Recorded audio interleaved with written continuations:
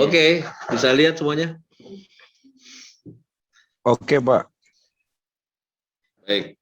Dari materi draft yang saya dapat dan akhirnya saya menyimpulkan bahwa bicara tentang prinsip penyerahan maka sedang juga berbicara tentang dedikasi. Ya. Di mana kalau kita buka di kamus, dedikasi selalu memiliki tendensi kepada profesionalisme. Ya. Namun bicara tentang kita di dalam Tuhan, profesionalisme sesungguhnya berada di bawah level pengabdian. Ya. Karena itu, kalau pada umumnya membahas tentang dedikasi, maka selalu menilik pada 3 hal, ya.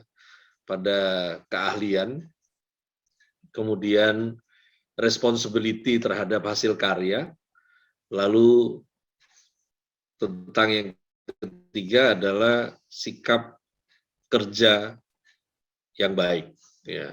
Yang mana diantaranya kalau skillful berurusan dengan memiliki keahlian khusus dari pendidikannya, lalu kemudian keterampilannya, efisiennya dalam bekerja, terus solve problem dan sesuai deadline, dan juga kesungguhan dalam bekerja, ketekunan, dan integritas yang dimana tidak bergeming pada hal-hal yang berurusan ke kanan ke kiri, dan tentunya terkait juga dengan konsisten yang juga mencintai apa yang dia kerjakan.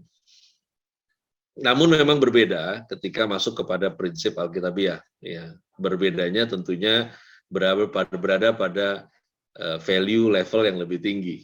Nah, bicara mengenai prinsip penyerahan yang kita masuk areanya pada kesempatan ini adalah dedikasi, maka kita temukan di KBBI bahwa penyerahan dalam konteks artinya ada 2, yaitu pengorbanan dan pengabdian. Ya. Di mana pengorbanan dalam hal tenaga, pikiran, waktu, ya ini tentunya untuk keberhasilan tujuan, lalu kemudian pengabdian, di mana melaksanakan sesuatu yang luhur. Namun memang nggak terlalu komplit dalam Kamus Besar Bahasa Indonesia, karena harusnya bukan hanya tujuannya yang luhur, namun juga dasar dari melakukannya juga yang harusnya nilainya luhur. Nah, ada beberapa hal malam hari ini yang saya mau share tentang prinsip penyerahan yang terkait dengan dedikasi. Ya. Dan tentunya nggak jauh-jauh kalau bingkai di PDPK adalah amanat agung. Ya. Dan serve each other, ya. Bagaimana membantu orang bertumbuh dan sementara sendirinya kita juga harus bertumbuh. Nah, yang pertama adalah melakukan dengan cara Tuhan. Karena tujuan yang baik harus dilakukan juga dengan cara yang benar.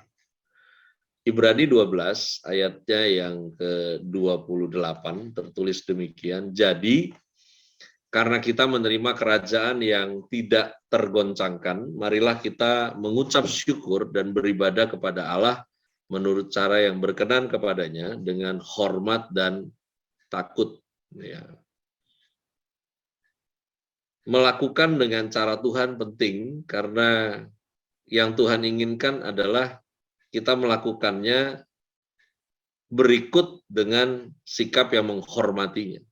Karena hanya mereka yang takut akan Tuhan, ya kalau bicara konteks takut akan Tuhan, maka menghormati Tuhan lebih dari apapun, menghormati Tuhan lebih dari siapapun. Nah, hanya mereka yang sanggup melakukannya dengan cara Tuhan. Ini penting karena sebuah tujuan dampaknya menjadi terasa kalau caranya benar. Karena seringkali sudah final tapi akhirnya nggak berdampak karena caranya yang salah. Dan ini berlaku juga di dalam relationship. Karena ketika kita melayani satu dengan yang lain, maka tidak bisa melupakan yang namanya hubungan. Sebagaimana mengasihi satu dengan yang lain tentunya menjadi berhasil ketika siapapun yang kita kasihi merasa dikasihi. Nah, namun tentunya ini dengan caranya Tuhan. Terlepas dari si orang yang menerima kasih Tuhan melalui kita terlalu tebal temboknya, ya itu perkara yang lain. Nah, yang berikutnya, yang kedua adalah totalitas tindakan. Roma 12 ayat yang pertama tertulis demikian. Karena itu, saudara-saudara, demi kemurahan Allah aku menasihatkan kamu supaya kamu mempersembahkan tubuhmu sebagai persembahan yang hidup, yang kudus, dan yang berkenan kepada Allah. Itu adalah ibadahmu yang sejati.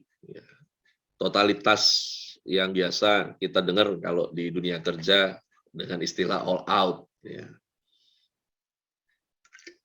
Oleh karena itu, di dalam prinsip penyerahan, sesungguhnya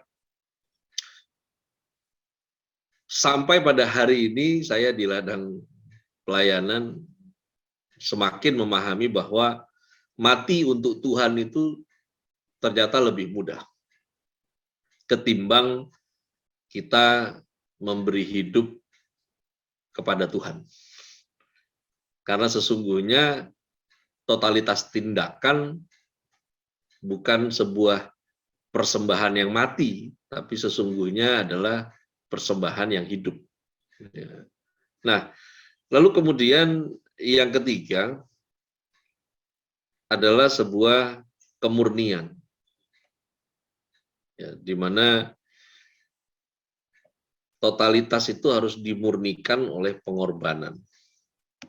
Yakobus 1 ayat yang ke-27 tertulis demikian. Ibadah yang murni dan yang tak bercacat di hadapan Allah Bapa kita ialah mengunjungi yatim piatu dan janda-janda dalam kesusahan mereka dan menjaga supaya dirinya sendiri tidak dicemarkan oleh dunia.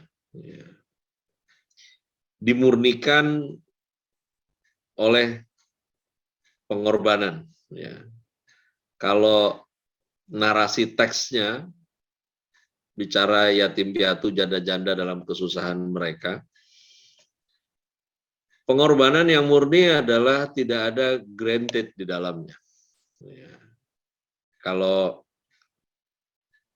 masa pandemi ini kita melihat bermunculan YouTuber yang menabur kebaikan, tapi sesungguhnya dia juga terima keuntungannya. Karena sesungguhnya bicara dimurnikan oleh pengorbanan adalah di mana kita ini nolong orang yang, saya kalau pakai bahasa praktisnya gini, kamu lakukan sesuatu untuk orang yang mereka nggak ngefek buat kamu secara keuntungan. Kamu melakukan sesuatu untuk orang lain yang dia nggak mungkin bantu kamu. Yang orang itu nggak bisa memberikan granted apapun buat kamu. Dan di situ kita dimurnikan, di mana tertulis juga dalam narasinya menjaga supaya diri sendiri tidak dicemarkan oleh dunia.